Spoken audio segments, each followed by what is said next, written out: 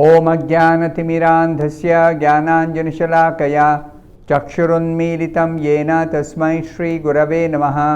नमः ओं विष्णुपादाय कृष्णप्रेष्ठाय भूतले श्रीमते भक्तिवेदांत स्वामिन्निति नामिने। नमस्ते सारस्वते देवे गौरवाणी प्रचारिणे निर्विशेष शून्यवादी पाश्चात्यदेशतारिणे। जय श्री कृष्ण चैतन्य प्रभु नित्यानंद श्री अद्वैत गदाधर श्रीवासादि गौरभक्तवृंद। हरे कृष्णा कृष्ण कृष्णा हरे हरे, हरे राम राम राम हरे हरे। ओम नमो भगवते वासुदेवाय। नारायणं नमस्कृत्य नरं चैव नरोत्तमं देवीं सरस्वतीं व्यासं ततो जयमुदीरयेत्। In this session, we will be discussing from the 11th and the 12th verses of the 11th chapter of the first canto of Srimad Bhagavatam. The 11th verse first. Madhu bhoja dasharharha kukkurandhaka vrishnibihi atmatulya balair guptam nagair bhogavatim iva. The meaning of this verse is, as Bhogavati, the capital of Nagaloka, is protected by the Nagas, so was Dwarka protected by the descendants of Vrishni, Bhoja, Madhu, Dasharha, Arha, Kukkura, Andhaka, etc., who were as strong as Lord Krishna. So the description is given that the residents of Dwarka were very nicely protected by the Vrishnis. There were several clans of the Vrishni dynasty. They are named as Bhoja dynasty, Madhu dynasty, Dasharha dynasty, Arha dynasty, Kukkura dynasty, Andhaka dynasty. So the members of these dynasties, they were protecting Dwarka because they were as strong as Lord Krishna. Now Prabhupada clarifies in the purport what is the meaning of this, as strong as Lord Krishna.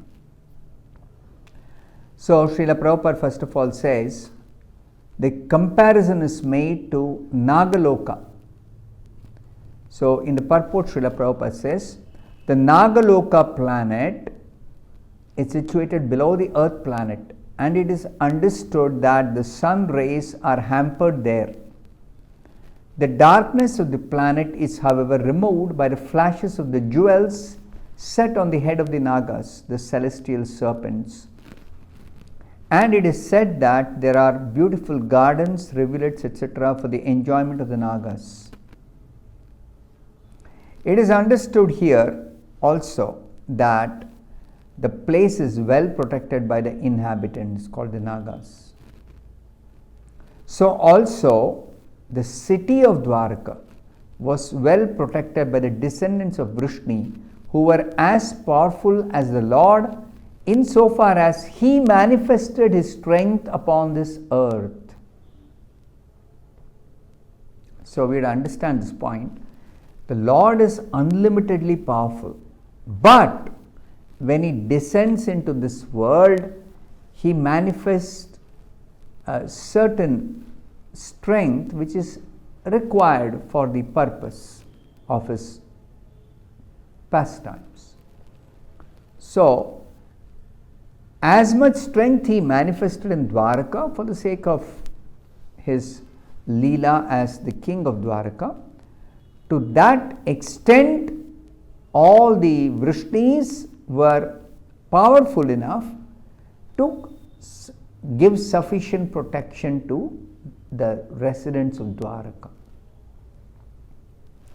In the 12th verse, it is explained, the 12th verse, Sarvar tu sarva vibhava punya vriksha latashramaihi udyana upavana aramair vrita padmakara shriyam.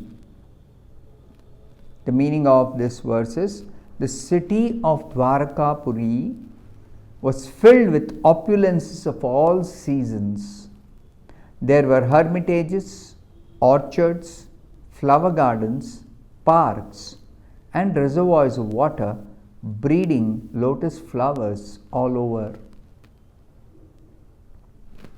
So Srila Prabhupada explains this beauty of the city of Dwaraka. Perfection of human civilization is made possible by utilizing the gifts of nature in their own way. As we find herewith in the description of its opulence, Dwaraka was surrounded by flower gardens and fruit orchards, along with reservoirs of water and growing lotuses. There is no mention of mills and factories supported by slaughterhouses, which are the necessary paraphernalia of the modern metropolis. The propensity to utilize nature's own gifts is still there, even in the heart of modern civilized man. The leaders of modern civilization select their own residential quarters in a place where there are such naturally beautiful gardens and reservoirs of water. But they leave the common men to reside in congested areas without parks and gardens. You see, in contrast to Dwaraka, modern cities, the beautiful places are occupied by the leaders. But the congested slum areas are left for the common men. Herein, of course, we find a different description of the city of Dwaraka. It is understood that the whole dham or residential quarter was surrounded by such gardens and parks with reservoirs of water where lotuses grow. It is understood that all the people depended on nature's gifts of fruits and flowers without industrial enterprises promoting filthy huts and slums for residential quarters. Advancement of civilization is estimated not on the growth of mills and factories to deteriorate the finer instincts of the human being. Modern civilization, the so-called development of technology, leads to mass production of some items in very, very difficult situation in the factories. So the labor class, they are engaged in this production and they are not given proper facilities for residing in the city. And as a result of their engaging in ugra karma, pungent activities, their finer instincts as humans deteriorate. Whereas in the case of Dwarka Dham, the arrangement is such that the atmosphere helps to develop the potent spiritual instincts of human beings, and that atmosphere gives them a chance to go back to Godhead. So, Srila Prabhupada further explains, development of factories and mills is called ugra karma or pungent activities. This ugra karma is mentioned in the Bhagavad Gita also. In the description of divine and demoniac nature in 16th chapter of the Bhagavad Gita, the qualities of divine natured people and the qualities of demoniac natured people are elaborately described in that 16th chapter of the Bhagavad Gita. So one of the qualities described of demoniac natured people is that they engage in ugra karma, pungent activities. And such activities deteriorate the finer sentiments of the human being and society to form a dungeon of demons. The demoniac nature flourishes when there is such ugra karma performed by the laborers. We find herein the mention of pious trees which produce seasonal flowers and fruits. The impious trees are useless jungles only, and they can only be used to supply fuels. So, among trees also, pious trees and impious trees. Pious trees yield something useful like fruits, flowers,